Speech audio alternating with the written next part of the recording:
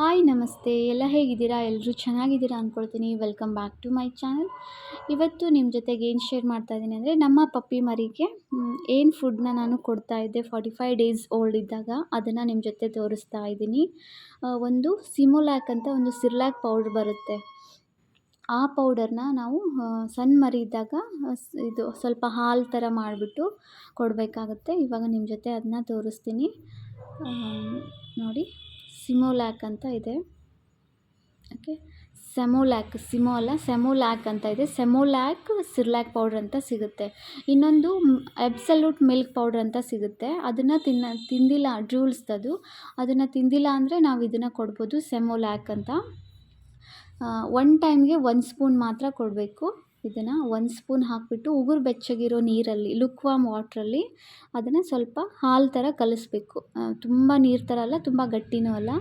ನೋಡಿ, ಅವಳಿಗೆ ಆ ಸ್ಮೆಲ್ಗೆ ಫುಲ್ ಇಷ್ಟ ಆಗುತ್ತೆ. ಹಿಂಗೆ ಓಡಾಡ್ತಾ ಇದೆ, ಹೊಟ್ಟೆ ಹಸಿವಾಗಿರುತ್ತೆ. ಮತ್ತು ಆ ಸ್ಮೆಲ್ ಅಂದರೆ ಅದಕ್ಕೆ ತುಂಬ ಇಷ್ಟ ಫುಡ್ದು. ಅದಕ್ಕೆ ಫುಲ್ ಹಿಂಗೆ ಮೇಲೆಲ್ಲ ಹತ್ತೋದಕ್ಕೆ ಟ್ರೈ ಮಾಡ್ತಾಯಿದೆ. ಅದನ್ನು ಸ್ವಲ್ಪ ನೀರಲ್ಲಿ ಕಲಿಸ್ಬಿಟ್ಟು ಅದ್ರ ಜೊತೆಗೆ ಇನ್ನೊಂದು ಅಬ್ಸಲ್ಯೂಟ್ ಮಿಲ್ಕ್ ಪೌಡರ್ ಅಂತ ಕೂಡ ತೊಗೊಂಡಿದ್ದೆ ನಾನು. ಅದನ್ನು ನಮ್ಮ ಪಪ್ಪಿ ಮರಿ ಲಕ್ಕಿ ಅಷ್ಟು ಇಷ್ಟಪಡ್ತಾ ಇರಲಿಲ್ಲ. ಏನಕ್ಕೋ ಅದನ್ನು ಹಾಕಿದರೆ ತಿಂತಾನೇ ಇರಲಿಲ್ಲ. ಅದಕ್ಕೆ ಅದ್ರ ಇನ್ನೊಂದು ಸೆಮಲಾಕ್ ಇತ್ತಲ್ವ, ಅದನ್ನು ತೊಗೊಂಡು ಅದನ್ನು ಸ್ವಲ್ಪ ಮಿಕ್ಸ್ ಮಾಡ್ತಾಯಿದ್ದೆ.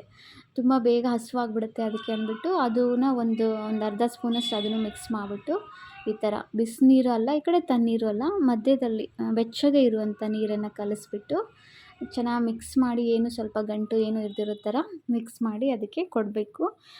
ಯೂಶ್ವಲಿ ಬೆಳಗ್ಗೆ ಎದ್ದಾಗ ಒಂದು 8 ಗಂಟೆ ಈ ಥರ ಕೊಡ್ತಾಯಿದ್ದೆ. ಅದಾದಮೇಲೆ ಮತ್ತೆ 12 ಗಂಟೆಗೆ, ಮತ್ತು ಒಂದು 4 ಗಂಟೆ, ಆಮೇಲೆ ನೈಟು. ದಿನಕ್ಕೆ ನಾವು 3 to 4 ಟೈಮ್ಸ್ ಕೊಡ್ಬೋದು. ಬೇರೆ ಏನು ಮೊಸರು ಕೊಡ್ಬೋದು ಇದನ್ನು ಬಿಟ್ಟರೆ. ಎಲ್ಲ ಪಪ್ಪೀಸು ಮೊಸರು ತಿನ್ನಲ್ಲ. ನಮ್ಮ ಲಕ್ಕಿ ಮೊಸರು ತಿಂತಾ ಇರಲಿಲ್ಲ. ಸೊ ಹಾಗಾಗಿ ನಾವು ಮೊಸರನ್ನ ಕೊಡ್ತಾ ಇರಲಿಲ್ಲ. ಹಾಕಿದರೂ ಅದು ಹಾಗೆ ಬಿಡ್ತಾಯಿತ್ತು, ಇಷ್ಟಪಡ್ತಿರ್ಲಿಲ್ಲ. ಇದೊಂದನ್ನೇ ಮಾತ್ರ ಇಷ್ಟಪಡ್ತಾಯಿತ್ತು. ಬೇರೆ ಏನು ಫುಡ್ಡು ತಿಂತಾ ಇರಲಿಲ್ಲ. ಕೆಲವೊಂದು ಪಪ್ಪೀಸು ಸ್ವಲ್ಪ ಸಾಫ್ಟಾಗಿರೋ ರೈಸು ಮೊಸರು ಕಲಿಸ್ಕೊಟ್ಬಿಟ್ರೆ ತಿಂದ್ಬಿಡುತ್ತೆ. ಆದರೆ ನಮ್ಮ ಲಕ್ಕಿಗೆ ಬೇರೆ ಏನೂ ಇಷ್ಟ ಆಗ್ತಿರಲಿಲ್ಲ. ಸೊ ಹಾಗಾಗಿ ಓನ್ಲಿ ಅದನ್ನು ಮಾತ್ರ ಕೊಡ್ತಾಯಿದ್ದೆ. ಸೆಮೋಲ್ಯಾಕ್ ಅಂತ ನೀವು ಯಾರಾದರೂ ಪಪ್ಪೀಸ್ ಇದ್ದರೆ ಕೊಡಬೇಕು ಅಂತ ಇದ್ದರೆ ನೇಮ್ನ ನೋಟ್ ಮಾಡ್ಕೊಳ್ಳಿ. ಸೆಮೋಲ್ಯಾಕ್ ಅಂತ ಇರುತ್ತೆ, ಸಿರ್ಲ್ಯಾಕ್ ಅಂತ ಇರುತ್ತೆ. ಅದನ್ನ ಕೊಡ್ಬೋದು. ನೋಡಿ, ಎಷ್ಟು ಇಷ್ಟಪಟ್ಟು ಪಟ ಅಂತ ತಿಂದು ಖಾಲಿ ಮಾಡ್ತು. ಅದಾದಮೇಲೆ ಪಪ್ಪಿ ಮರಿಗೆ, ಚಿಕ್ಕ ಮರಿ ಇದ್ದಾಗ ನಾವು ಯಾವುದೇ ಕಾರಣಕ್ಕೂ ವ್ಯಾಕ್ಸಿನೇಷನ್ ಆಗುವ ಮೊದಲು ಹೊರಗೆ ಕರ್ಕೊಂಡು ಹೋಗಬೇಡಿ. ಈ ಮಿಸ್ಟೇಕ್ನ ಯಾವತ್ತೂ ಮಾಡಬೇಡಿ. ಪಪ್ಪಿ ಮರಿಗೆ ವ್ಯಾಕ್ಸಿನೇಷನ್ ಆಗದೆ ಮನೆಯಿಂದ ಆಚೆಗೂ ಕರ್ಕೊಂಡು ಹೋಗಬಾರ್ದು. ಎಲ್ಲಾದರೂ ಈಗ ಸ್ಟ್ರೀಟ್ ಡಾಗ್ಸ್ ಎಲ್ಲ ಅಡ್ಡಾಡಿ ಹೋಗಿರುತ್ತೆ. ಅದರದ್ದು ಏನಾದರೂ ಬ್ಯಾಕ್ಟೀರಿಯಾಸ್, ವೈರಸ್ ಇತ್ತಂದರೆ ಈ ಥರ ಸಣ್ಣ ಮರಿ ಇದ್ದಾಗ ಬೇಗ ಅಂಟ್ಕೊಂಡ್ಬಿಡುತ್ತೆ. ತುಂಬ ಡೇಂಜರ್ ಪ್ರಾಬ್ಲಮ್ ಆಗಿಬಿಡುತ್ತೆ. ಹಾಗಾಗಿ ಭಾಳ ನೀಟಾಗಿ ಸೇಫಾಗಿ ನೋಡ್ಕೋಬೇಕು. ಮನೆಯಲ್ಲೇ ಇರಬೇಕು. ಮನೆಯಲ್ಲೂ ಅದ್ರ ಪ್ಲೇಟು ಎಲ್ಲ ಕ್ಲೀನಾಗಿ ಇರಬೇಕು. ಅದಕ್ಕೆ ವಾಟರ್ ಎಲ್ಲ ಕೊಡ್ತೀವಲ್ವ, ಎಲ್ಲ ಹೈಜಿನಿಕ್ ಆಗಿಯೇ ಕೊಡಬೇಕು. ಅಂದ್ರೇ ಅದು ಆರೋಗ್ಯ ಚೆನ್ನಾಗಿ ಉಳಿಯುತ್ತೆ. ಇಲ್ಲಾಂದರೆ ವಾಮಿಟ್ ಎಲ್ಲ ಮಾಡ್ಕೊಳ್ಳೋದು ಆ ಥರ ಮಾಡುತ್ತೆ. ಅದಾದಮೇಲೆ ಯಾವುದೇ ಕಾರಣಕ್ಕೂ ವ್ಯಾಕ್ಸಿನೇಷನ್ ಆಗಿ ಅದು 3 ಮಂತ್ಸ್ ಓಲ್ಡ್ ಆಗಬೇಕು. 3 ತಿಂಗಳಾಗಬೇಕು ಅದಕ್ಕೆ, ಡಾಗಿಗೆ. ಆವಾಗ ನಾವು ಹೊರಗೆ ಕರ್ಕೊಂಡು ಹೋಗ್ಬೋದು. ಹಂಗೆ ನೋಡಿ, ಚಪಾತಿ ಇತ್ತು, ಆಟ ಆಡೋಕ್ಕೆ ಅಂತ ಏನಾದರೂ ಕಚ್ಚೋದಕ್ಕೆ ಬೇಕಲ್ವ, ಕಚ್ಚೋದಕ್ಕೆ ಅಂತ ಕೊಟ್ಟಿದ್ದೀನಿ. ಹಾಗೆ ಕಚ್ಚಿ ಬಿಡ್ತಾ ಇತ್ತು. ಅಷ್ಟೊಂದು ಇನ್ನೂ ತಿಂತಾ ಇರಲಿಲ್ಲ. ಚಿಕ್ಕ ಮರಿ ಅಲ್ವಾ, 45 ಡೇಸ್ ಇತ್ತು ಆವಾಗ. ಇಷ್ಟಿಷ್ಟೇ ತಿಂದುಬಿಟ್ಟು ಕಚ್ಚಿ ಉಗುಳೋದು ಮಾಡ್ತಾಯಿತ್ತು. ಆದರೆ ಚಪಾತಿ ಅಂದರೆ ಅವಾಗಿಂದನೂ ತುಂಬ ಇಷ್ಟ ನಮ್ಮ ಲಕ್ಕಿಗೆ.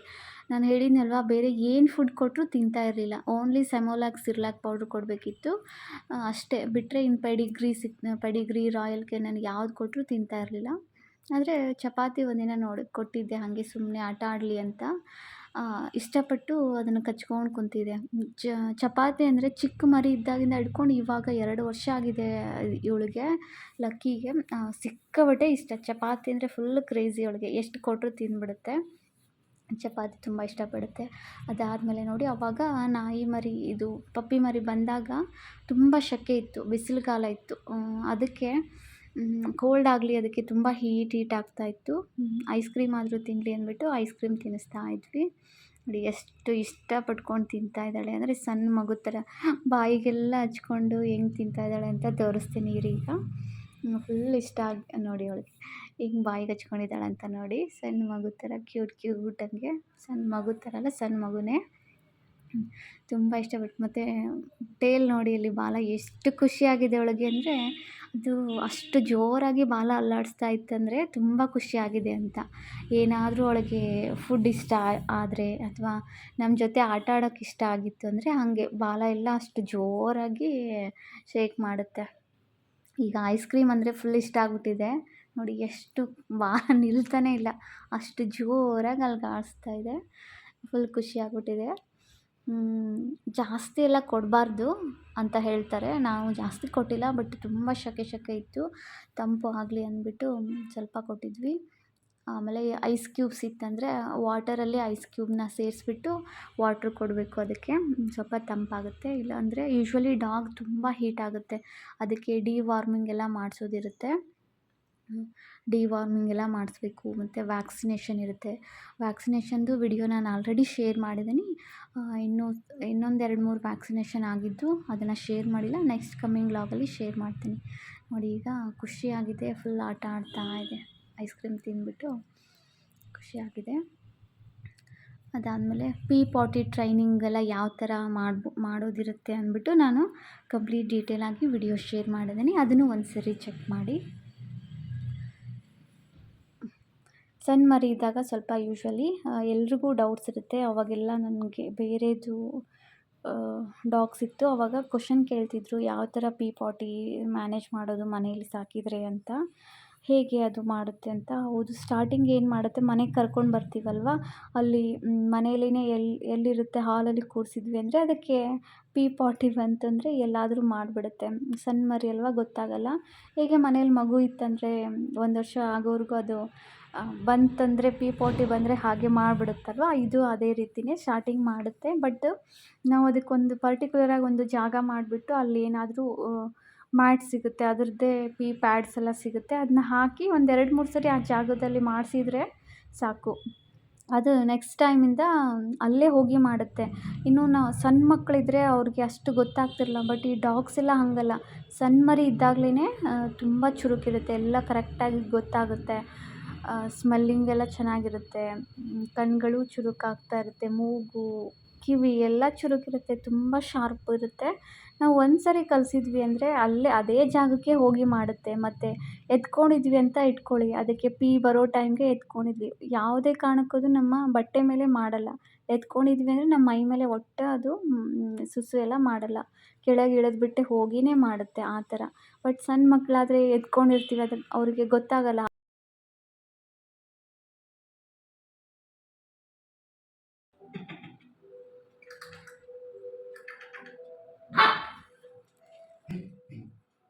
ಹಾಗೆ ಮಾಡಿಬಿಡ್ತಾರಲ್ವ.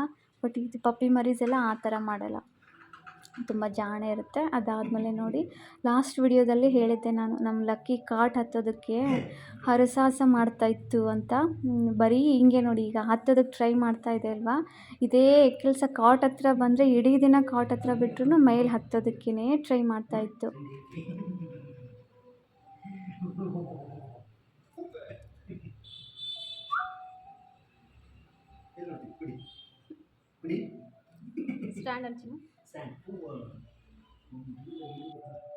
ಈ ಥರ ಎವ್ರಿ ಡೇ ಕಾಟ್ ಹತ್ತೋದಕ್ಕೆ ಟ್ರೈ ಮಾಡಿ ನಾನು ಮೇಲೆ ಕೂತ್ಕೊಂಡಿರ್ತಿದ್ದೆ.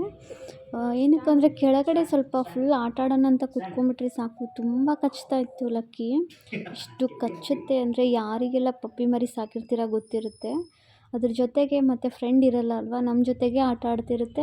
ಸೊ ಹಂಗಾಗಿ ನಾವು ಸಿಕ್ಕರೆ ಸಾಕು, ಹುಲಿ ಮರಿ ಇದ್ದಂಗೆ ಕಾಲು ಕೆಳಗಿಡಬೇಕು ಅಂದರೆ ಹುಲಿ ಮರಿ ಇದೆ ಕೆಳಗೆ ಅನ್ನಿಸ್ತಾ ಇತ್ತು.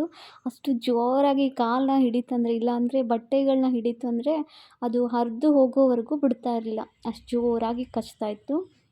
ಸೊ ಹಂಗಾಗಿ ಆಮೇಲೆ ಕಾಟ್ ಮೇಲೆ ಕುಂದಿರಿಸ್ಕೊಂಡ್ರೆ ಆಟ ಆಡ್ಕೊಂಡು ಕೆಳಗಡೆ ಬೀಳ್ಬಿಡ್ತಾ ಇತ್ತು. 1-2 ಸರಿ ಹಾಗೆ ಮಾಡಿತ್ತು. ಎಡ್ಜಲ್ಲಿ ನಾವು ಹಿಡಿಯೋಕ್ಕೆ ಆಗಲ್ಲ, ಅಷ್ಟು ಫಾಸ್ಟಾಗಿ ಮೂವ್ ಆಗಿ ಕೆಳಗೆ ಬಿದ್ದುಬಿಡುತ್ತೆ. ಅದು ಲಕ್ಕಿಲಿ ನಮ್ಮದು ಹೈಟ್ ಇಲ್ಲ, ಅದು ಫುಲ್ಲು ಶಾರ್ಟ್ ಹೈಟ್ ಕಾಟ್. ಸೊ ಏನೂ ತೊಂದರೆ ಆಗಿಲ್ಲ. ಹಾಗಾಗಿ ಅದಕ್ಕೆ ಮೇಲೆ ಕೂರಿಸ್ತಿರ್ಲಿಲ್ಲ, ಕೆಳಗಡೆನೇ ಬಿಡ್ತಾ ಇದ್ವಿ. ಅಯ್ಯೋ ಮುಗೀತಾ? Thank you.